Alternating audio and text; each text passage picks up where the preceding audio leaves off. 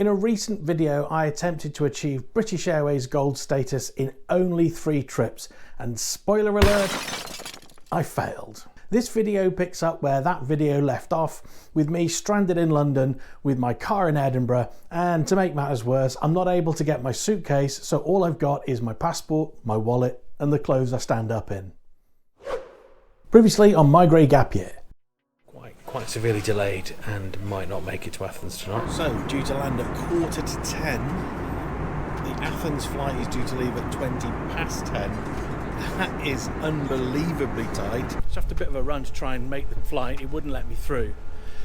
We've been offloaded. I'm in Heathrow Terminal 5. I'm exhausted. It's been a long old day. I've missed my flight to Athens. Now, BA Holidays were really good. They offered to extend. But I decided, actually, what I'm going to do is I'm going to just go home. And now, I'm waiting for an Uber to take me to my hotel. So Ubers go from level 1, row R in the car park. You'll see lots of other people waiting for an Uber, and there is an Uber sign there saying this is where Uber picks you up from. So that's the correct place for Uber to pick you up from. My driver, who shall remain nameless, has asked me to come up to level 5, which is where I started. this was my first stay in a Moxy brand hotel, and you know, I kind of liked it. I would have been happy with just anywhere to rest my weary head, but this was very nice. The room was the standard London fare. It was clean and comfortable, but also a bit on the small side. Now, I found the hotel style to be a bit quirky, and I found that Moxy described themselves as stylish and playful on their website. I don't think you could work in this room. They do have communal areas in the bar and so on if you need to get work done, but I just would not book this hotel if I needed to work during my stay. The bathroom was lovely, clean and modern, and the provided toiletries were good too, not that I had a lot of choice. I love it when hotels have these little night lights in the bathroom so you can make your nighttime trip without being blinded by the light, a must for the over 50s. The air conditioner worked efficiently, and I don't understand why so many hotels struggle to provide good aircon. And it's the same with pillows. So often you get lumpy, horrible pillows, but in this hotel the pillows were absolutely great. The bed was comfy too, and I slept really well, and I woke up next morning well rested and ready to get going. So I've woken up this morning feeling refreshed and ready to go. However, there are no trains to Edinburgh. There are no planes to Edinburgh. I've managed to get a train via London Euston. Sorry, I've managed to get a train out of London Euston going to Lancaster and then across to Edinburgh. Ironically, I could easily get a train home. I have managed to get an Uber straight into town because this is the only train today and it's quite tight. I should make it, but you know, it is a bit tight, so we'll see. It was a stressful thing trying to get here on time, but made it. But it's a 6-hour train on Avanti West Coast, going sort of around the houses a little bit, sort of back round by my hometown of Stafford. Decided to get myself a little snack.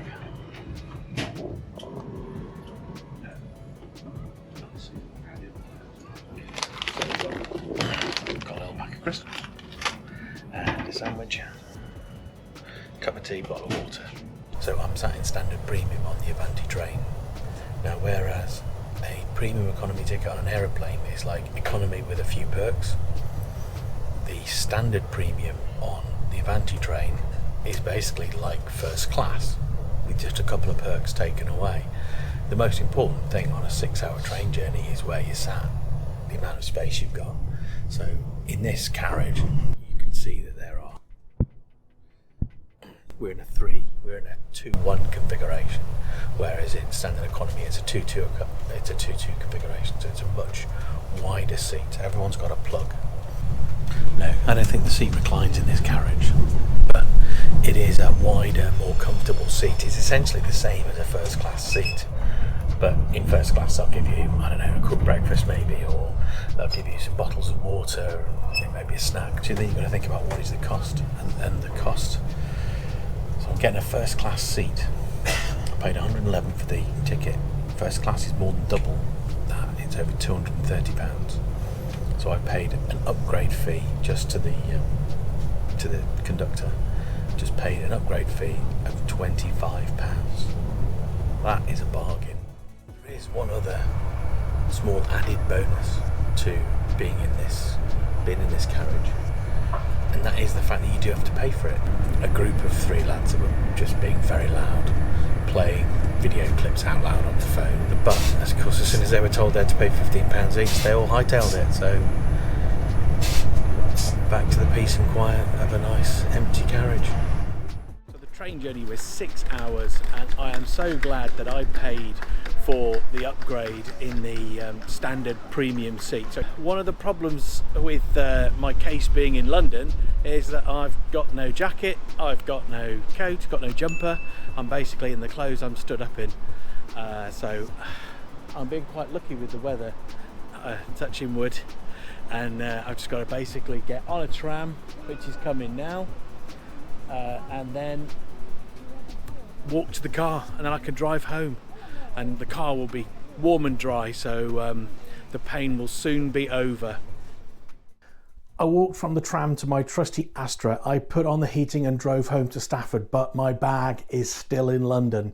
Now, this was during the summer of 2022, and there were big issues with travelling in general. And one of the issues that hit the headlines was a lack of baggage staff, with bags being lost, bags never being returned, and I was concerned about the fate of my bag. I could have gone to the airport and waited, but I was told that the best thing to do is just go home, fill out the missing bag form online, and wait. And I was pretty worried. Now, it was a tedious form, and I won't bore you with the details here. I flew into London on the 8th of September. I got home on the 9th, and I reported the bags missing, I think, about the 10th of September. Now, one tip that I was given that paid dividends was to put a luggage strap on a generic black case and then write your surname on the strap. And this would have made my bag much more easy to identify. I also had Samsung Smart Tag in the case, which, if you're unaware, is a poor man's Apple AirTag. I wasn't sure how good this was going to be, so I started checking the SmartThings app, and I could see my bag was still at Heathrow, and then it moved to a storage facility just the other side of the M25. Now, I didn't think the storage facility staff would take kindly to me just turning up and asking to look for my bag, so I had to just wait and let things take their natural course. And then my bag moved. It moved to Manchester on the 13th of September before coming to me in Stafford and being delivered the next day on the 14th. And this was just 6 days after we'd parted ways, and only 4 days since I'd filled in the missing bag form. So I was expecting some epic struggle to try and get my bag back, but it was relatively straightforward. So a hat tip to you, BA. And the Smart Tag worked extremely well, much better than I'd expected. And I would recommend these for your checked luggage, for keys, and really for anything else you can think of. If you've got a BA bag story, I'd love to hear about it, both good and bad. Everyone always seems to be slating BA, but something went wrong here, and so far they've fixed it. Full refund? Check. Hotel for the night? Check. Compensation? Well, let's see. My holiday refund came through straight away, and my claim for costs was modest, so I was hopeful that that was just going to be managed quickly as well. BA had booked and paid for the hotel, so I was claiming for an Uber to the hotel from the airport, an Uber from the hotel to London Euston, a standard class fare from London to Edinburgh, a sandwich, and the tram fare out to the airport so I could get my car. Now, considering I'd had to cancel a business class holiday, I thought this was all very reasonable, and the total claim was for about £265. I put the initial claim in on the 15th of September, got a email confirmation straight back, and so I just waited and I waited and I waited, and I was getting regular emails telling me that they were on the case, but even these, please be patient emails, they all dried up in around October 2022.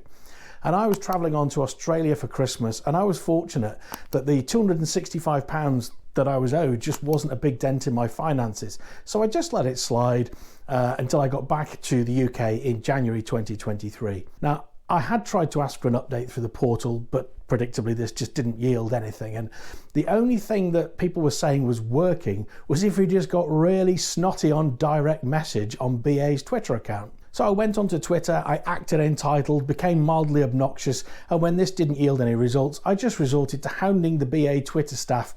And after about a week, I got an email which told me my claim was successful. Now, I don't like having to get grumpy with customer service staff. It's not the Twitter team's fault. It's not their responsibility. But at the time, this is what I was hearing was the only way to get this done. And I also got something unexpected, an additional €400 due to the EU 261 rule, which I was vaguely aware of, but I wasn't planning to claim for. But BA just put that money in with the expenses claim. The requirement for them to pay the EU 261 payment might have been the reason the whole thing was so slow. I really don't know. I didn't ask. I was just happy to get my money back. But I'm still short of gold. In 2022, British Airways reduced the number of tier points required for each level of status, but this reduction ended on the 31st of December, and if I didn't hit the required status level by then, I'd need an extra 375 points, which would cost me about £1,000, and this was not in the budget. Time was running out, prices were going up, and the more I dithered and delayed, the more they increased. I had some travel planned on One World Partner Airlines that was going to earn me a few tier points, and I had a flight to Australia in December, and this was going to earn me some juicy tier points, but I was still going to be about 150 points short on the 31st of December. So I needed one short haul plus round trip to get me over the line. Now, Sofia in Bulgaria is usually perfect for this, but it couldn't be that easy, could it? It seemed there were lots of other people chasing tier points at the end of 2022, just like me. So all the business seats to Sofia, they were either booked out, too expensive, it just wasn't worthwhile, and I had to start looking at other options, but I was really struggling to find a flight that was going to cost me less than £2 per tier point or under £320 for the round trip. And then the stars aligned. I read an article on Point Sky UK about a BA offer on cash and Avios flights out of Gatwick, and long story short, I found a flight to Marrakesh in Morocco for £200 plus 5,000 Avios, which is about £50 worth of Avios. And the icing on the cake was that the hotel I stayed at was this lovely all-inclusive resort, which at that time of year is £67 a night. So I had my final flight, I had my hotel, and I had a lovely few nights watching football in the bar with complimentary beer. It was lovely. So that's the story of me going BA Gold in what was supposed to be 3 trips, but ended up me going BA Gold in about 8 trips or 15 flights. If you'd like to know more about BA status and how you can use the BA double tier point offer and other hacks, tips and tricks to go gold, then I've made a video about this, and if you just click this link, you can go there and learn all you need to know about BA status, and then you can do this too. And if you subscribe and click the bell, you'll get notifications for all my other upcoming videos. And since you've made it this far, perhaps you'd be kind enough to consider giving me a like. It would really help me out with YouTube as I'm a new channel. So thank you for watching and joining me on my grey gap year.